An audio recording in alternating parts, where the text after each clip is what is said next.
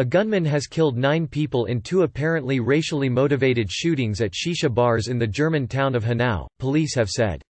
The suspect then killed himself, according to police, after also killing his mother at his home. Investigators believe a racist motive was behind the attack, said Peter Buth, the Interior Minister for the state of Hessen. Angela Merkel said the circumstances of the attack needed to be fully investigated, and the shootings had exposed the poison of racism in German society.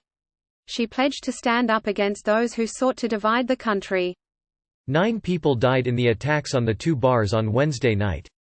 5 others have life-threatening injuries, police said. Some of those killed were of Turkish origin, a spokesman for the Turkish presidency said. We expect German authorities to show maximum effort to enlighten this case. Racism is a collective cancer, Ibrahim Kalin tweeted. The killer was named by police as 43-year-old Tobias R. His surname was not given, in line with German practice. German media named him as Tobias Rathjen. He shot himself and his 72-year-old mother at home, police said. They also confirmed he possessed a hunting license. The Bild newspaper said the gunman had expressed extreme right-wing views in a letter of confession he left behind. A video in which he explained his motives is believed to be part of the investigation. The Guardian could not confirm the details of his confession. The video was taken down from social media sites on Thursday morning, police said. After the murders, a huge hunt was launched for the perpetrator involving dozens of armed police and a helicopter hovering above the commuter town 15 miles 25 kilometers east of Frankfurt. Police tweeted at about 5 a.m. local time that special police force officers had stormed the home of the alleged suspect and found him dead along with another body. There are currently no indications of other perpetrators, police said in a statement. Officers sealed off and searched the terrace house in Hanau's Kesselstadt district, near the scene of one of the shootings, after following up witness statements on a getaway car.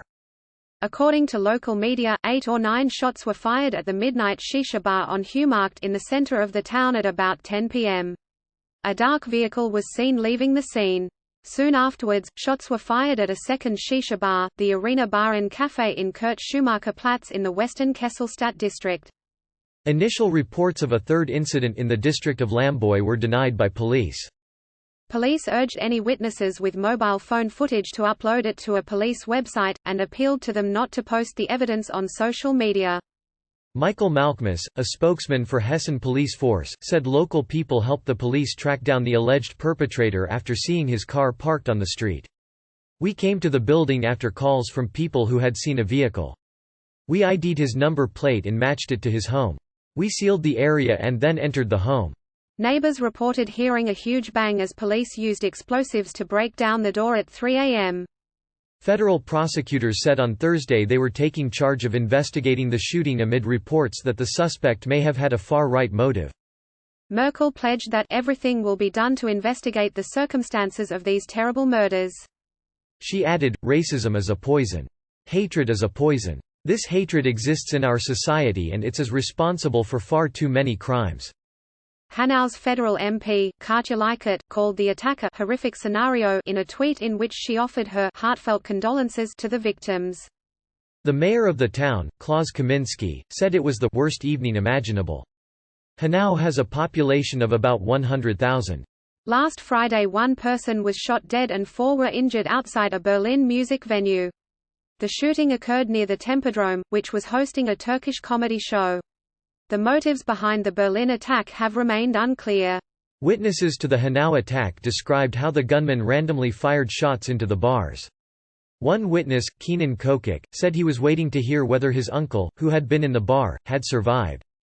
I do not know whether he has pulled through, he told the TV station NTV. It's very sad in particular that young people, a young lad, and a young girl about 20–25 years old, have died. I was there with them yesterday. Someone who worked there was also taken to hospital. It looks very bad. One man in his early 30s said he received a call from a friend who had been in one of the bars. He left a message to tell me he had been hit. The man, who was not identified, told NTV. I called him back immediately. He told me he was in an ambulance. He had a bullet in his shoulder. Another witness who knew some of the victims said, "These are people we have known for years. It's like in a film. That it's happened is unimaginable." That there are people out there who are so heartless, shooting others who have done nothing wrong." Other witnesses spoke of finding empty bullet casings strewn on the ground outside one of the cafes.